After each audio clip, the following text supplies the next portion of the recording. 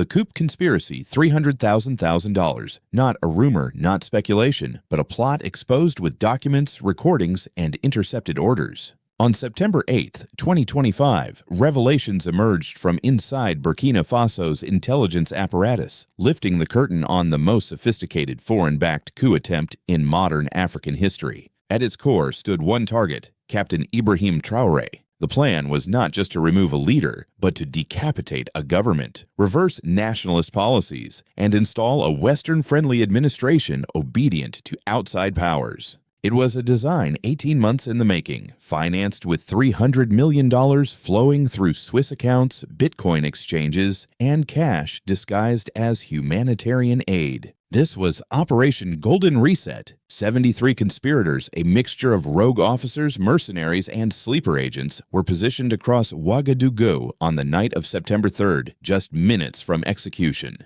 Their orders were clear: eliminate Traoré, seize the presidential compound, silence the media, and announce a transitional council that would immediately suspend Chinese and Russian agreements while restoring French mining concessions. But the night did not belong to them. What was meant to be Africa's darkest hour became a revelation of how far foreign powers will go to destabilize nations that dare to put African interests first. The evidence is overwhelming. Money trails, intercepted communications, corporate collusion, and intelligence directives traced directly to Washington, Paris, and London. This is not surface politics. This is proof.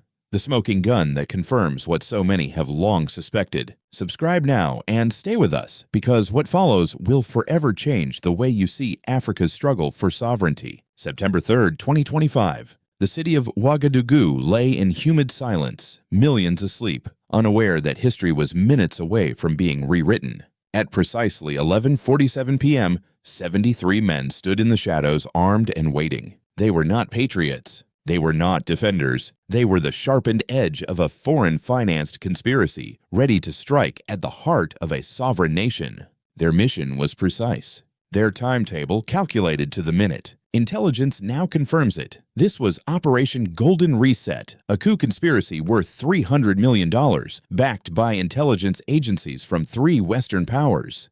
The plan had been drafted 18 months earlier, refined in safe houses, funded through secret accounts, and delivered to traitors within Burkina Faso's own ranks. Phase 1 was to begin at midnight sharp. Simultaneous assaults on the presidential compound, state television, key military installations, and central communications hubs. The orders were clear: cut the head, silence the voice, blind the nation. Phase 2, scheduled between 1 and 3 a.m., was the purge. Mass arrests of government ministers, senior officers loyal to Captain Ibrahim Traoré, and leaders of civil society who had stood firm against foreign domination. Phase 3, from 3 until 6 in the morning, was the unveiling of a so-called Council of National Salvation. At its head, General Yakuba Ouedraogo, a man secretly cultivated and rewarded with millions in foreign accounts, overseas property, medical favors, and scholarships for his family. And Phase 4, the morning after, would open with international recognition.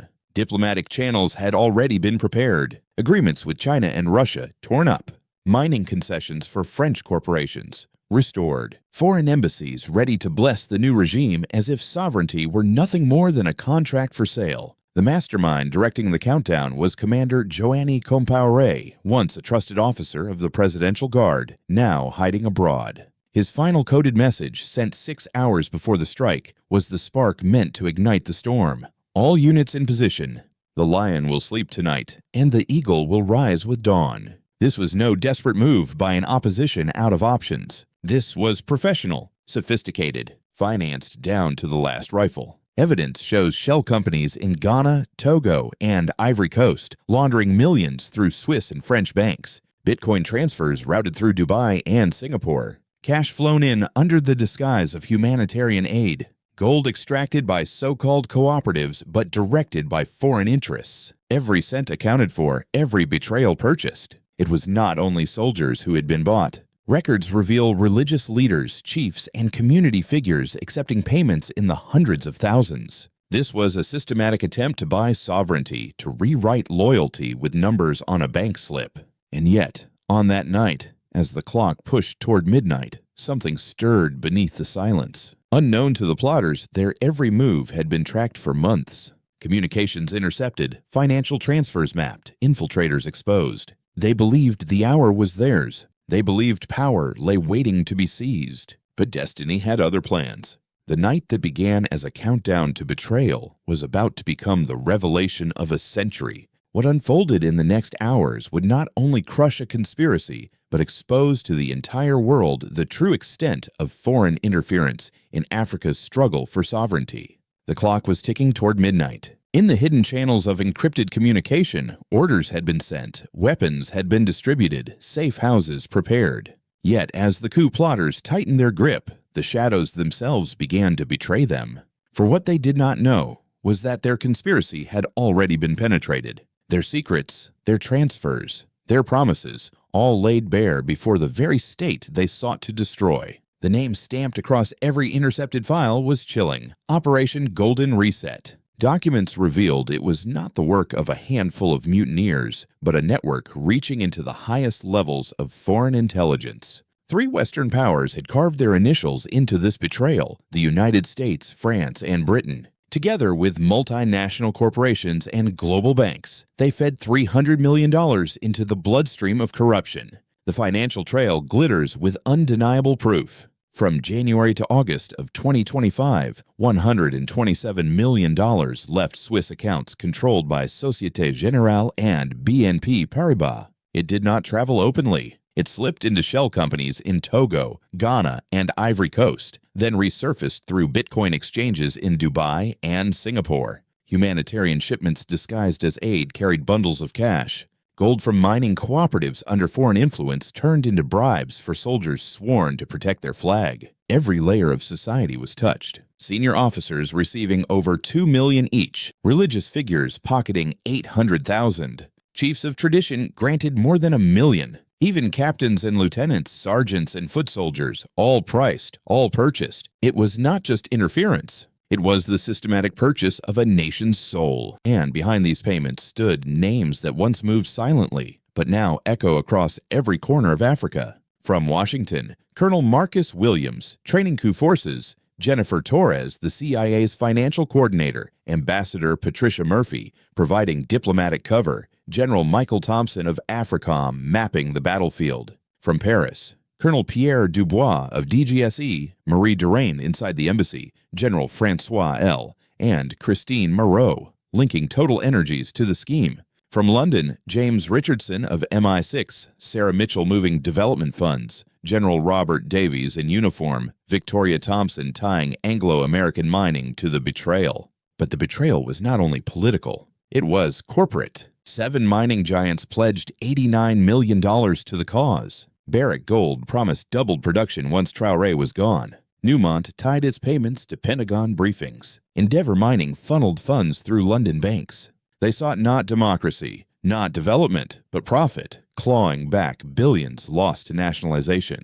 This was the coup not only of men but of markets, not only of spies but of shareholders. And yet, as the pieces aligned, another game was already in motion. Russian intelligence had been watching, infiltrating, feeding falsehoods into Western channels while tracking every move. Their program, Operation Bear Shield, uncovered the architecture of Golden Reset months before it was ready. Satellites mapped troop movements. Cyber units intercepted the money trail. Counterintelligence agents planted disinformation to lead conspirators into a false sense of security. Alongside Russia, China moved quietly but decisively. Through Operation Digital Fortress, they strengthened Burkina Faso's cyber defenses, built alternative networks outside Western control, and trained African intelligence officers to see what had long been hidden. And so, on that night, when coup operatives believed themselves poised for triumph, their messages were already in the hands of Burkina authorities. At 9:23 p.m., a final Russian warning reached Ouagadougou. The strike would come before dawn. At 9:45, Captain Ibrahim Traoré authorized Operation Thundershield.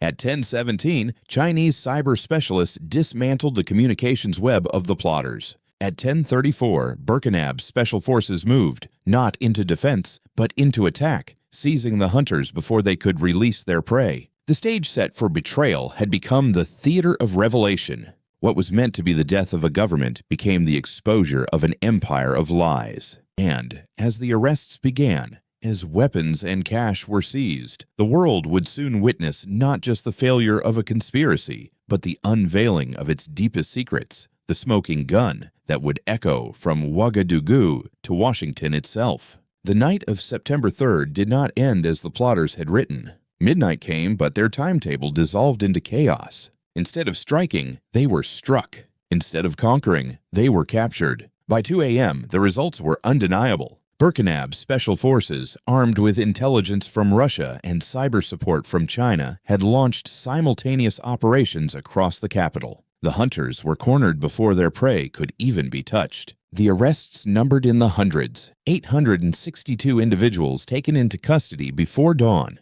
Among them were 73 officers, 12 generals, and 31 colonels, the very backbone of the conspiracy. 156 civilians, men in suits and clerical robes, business elites, and community leaders exposed as participants in the scheme. 234 foreign operatives, including intelligence officers and mercenaries, seized in safe houses and hotels. The seizures told their own story. $67 million in cash and gold, hidden in vehicles, apartments, and offices, was uncovered in the first wave alone. 2,340 weapons, from rifles to explosives, confiscated before they could be deployed. 89 vehicles, including armored cars, stripped from the control of conspirators. 12,847 documents, 47 encrypted devices, and over 800 hours of recorded planning sessions, all seized, all logged, all pointing to the truth of foreign coordination. It was not only a failed coup, it was a revelation written in paper and steel, in voices and ledgers. And then came the trials. On September 15th, the world watched as Burkina Faso opened what would be called the trials of the century. For the first time, betrayal was not whispered about behind closed doors.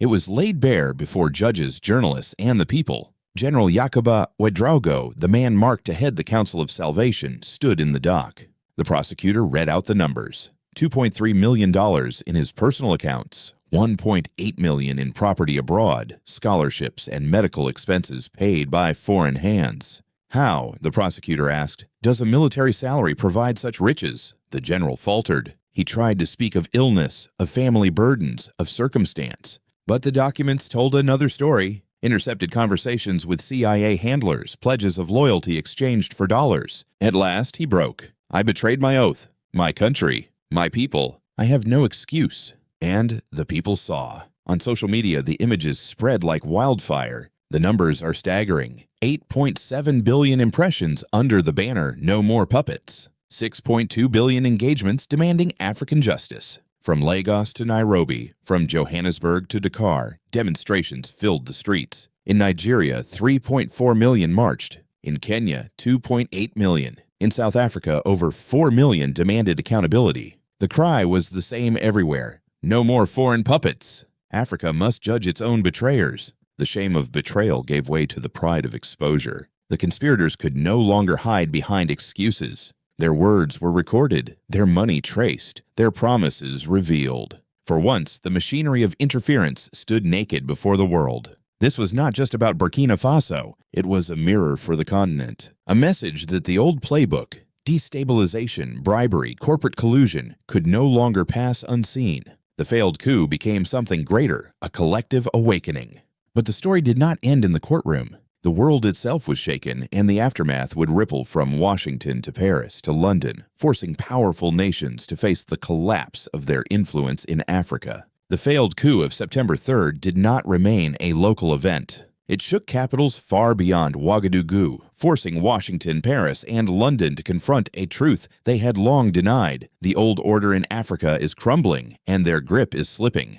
For the United States, the consequences were swift. AFRICOM, long a symbol of American military reach in West Africa, was forced into a complete withdrawal. Cooperation agreements, once presented as security partnerships, collapsed overnight. Sanctions replaced support. But sanctions could not mask the humiliation. Intelligence leaks proved American fingerprints on the plot. The credibility of Washington's democracy promotion was shattered in the eyes of millions. France faced an even deeper wound. Across 8 African nations, French diplomats were expelled. Military bases that had stood for decades were closed by decree. Mining concessions, once guaranteed under colonial frameworks, dissolved into lawsuits and financial collapse. Even within the Élysée, questions rose about the price of Emmanuel Macron's gamble, a gamble that failed spectacularly. Britain, too, could not escape. Once a power seeking to reinvent itself in the post-Brexit world, its involvement through MI6 and corporate partners now stood exposed. The fallout was diplomatic isolation as Commonwealth nations in Africa distanced themselves from London. In Westminster, parliamentary inquiries grilled ministers about funds channeled through development programs that were, in reality, instruments of destabilization. But if the West retreated, Africa advanced. The African Union seized the moment to convene an emergency session. Out of that meeting was born the beginning of a continental defense pact. Intelligence-sharing networks, once scattered, began to merge. Plans for a common currency moved from theory into practical discussion. Intra-African trade, long suffocated by foreign dependency, surged by 340%. All of this was reinforced by partnerships to the east. Russia expanded its cooperation, offering military training, nuclear technology, and advanced cyber defense. China deepened its Belt and Road commitments, pledging $150 billion in expansion, technology transfer, and scholarships for African students. Even Iran entered the stage, offering energy partnerships and sanctions-free trade.